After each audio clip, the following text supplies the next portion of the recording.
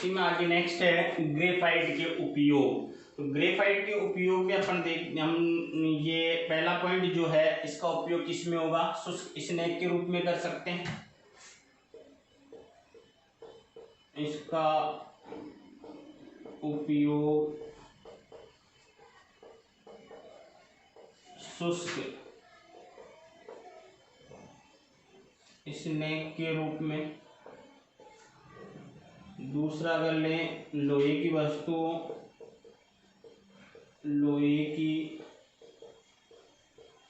वस्तुओं पर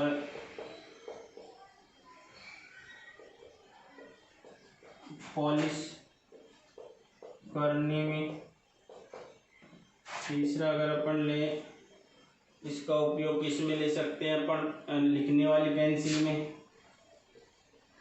इसका उपयोग लिखने वाली पेंसिल में भी करते हैं। नेक्स्ट में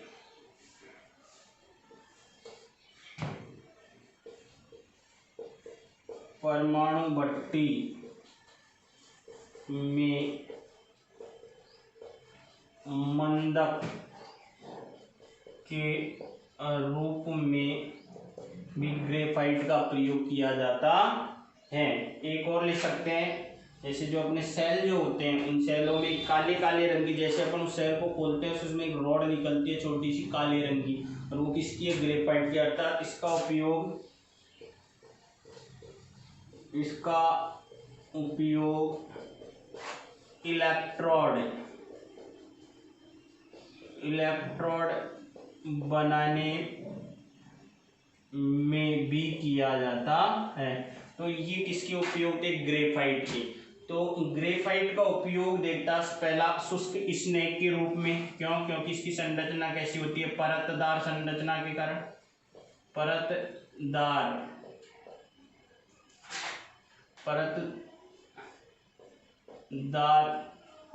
संरचना के कारण इसका उपयोग किस में किया जाता है, शुष्क स्नैक के रूप में। लोहे की वस्तुओं पर क्या किया जाएगा, पॉलिश करने में।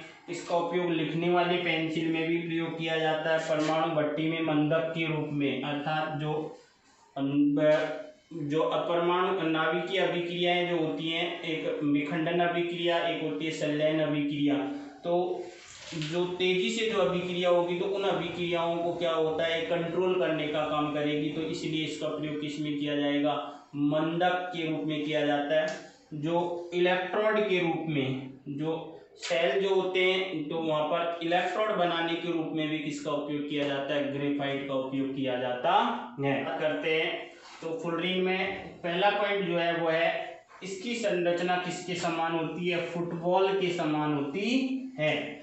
तो ये नाम किसके आधार पर पड़ा, अमेरिका के प्रसिद्ध वास्तुकार क्या नाम है, बकमिनिस्टर फुल्लर के नाम पर इसका नाम क्या रखा गया, फुलरिन। तो फुलरिन का नाम किसके आधार पर पड़ा हुआ है, अमेरिका के प्रसिद्ध वास्तुकार है, और उस वास्तुकार का क्या नाम है, बकमिनिस्टर फुल्लर, और उसी के सम्मान में इसका नाम क्या रखा गया, फुलरिन रखा गया। आगे देखते हैं, फुलरिन अणु में कार्बन की संख्या कितनी होगी, या 60, 70 या इससे अधिक भी हो सकती है। कार्बन परमाणु आपस में जुड़कर किसका निर्माण करते हैं, फुलरिन का निर्माण करते हैं। तो इनमें से जो सबसे अधिक स्थायी जो होती है वो होती है C60, अर्थात जिसमें कार्बन परमाणु की संख्या कितनी है, 60 हो, तो वो क्या हो जाएगी, C60 सबसे अधिक स्थायी फुलरिन होता है, और इसीलिए इसको क्या कहा जाता है, बकमिनिस्टर फुलरिन भी कहा जाता है।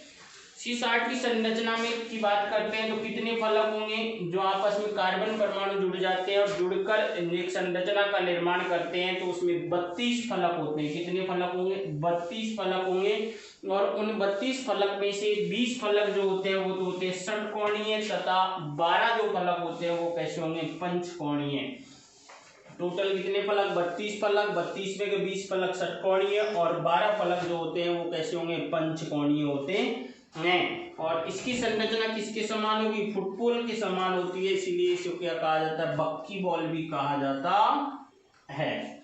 C60 विद्युत का क्या होगा, कुचालक होता है। C60 कैसा होता है, विद्युत का कुचालक होता है तथा इसमें कार्बन कार्बन बंध लंबाई कितनी होगी, 1.040 एंगस्ट्रम होती है। बंध लंबाई कितनी होगी, 1.40 एंगस्ट्रम होती है। परंतु अगर उच्च ताप की बात करें तो उच्च ताप पर ये किसके समान व्यवहार करेगा, अति चालक के समान व्यवहार करता है और इसीलिए इसका उपयोग बहुत इंपॉर्टेंट हो जाता है। और बात करते हैं फुलरिन के उपयोग में, तो फुलरिन के जो उपयोग है वो उपयोग किया जाता है, एक तो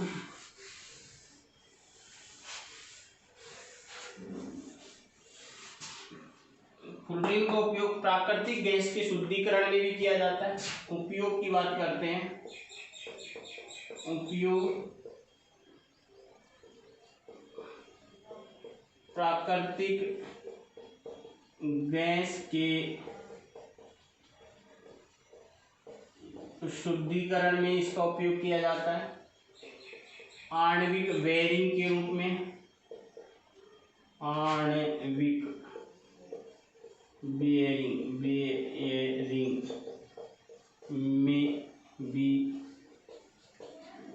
इसका उपयोग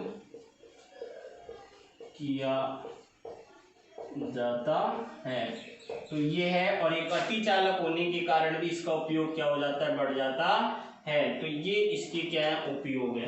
तो इस तरीके से ये कार्बन के कौन से अपर रूप है, अपने क्रिस्टलीय अपर रूप। क्रिस्टलीय अपर रूप में जब कार्बन की एक निश्चित व्यवस्था में आपस में कार्बन परमाणु जुड़कर एक निश्चित ज्यामिति का निर्माण करते हैं, उसे क्या कहा जाता है, क्रिस्टलीय अपर रूप कहा जाता है, जिसमें अपन ने हीरा, ग्रेफाइट और फुलरिन पढ़ा। उसके बाद में अब नेक्स्ट टॉपिक जो पढ़ेंगे अपन नेक्स्ट क्लास में, वो पढ़ेंगे क्लोरोफ्लोरोकार्बन। किसके बारे में पढ़ेंगे, क्लोरोफ्लोरोकार्बन के बारे में।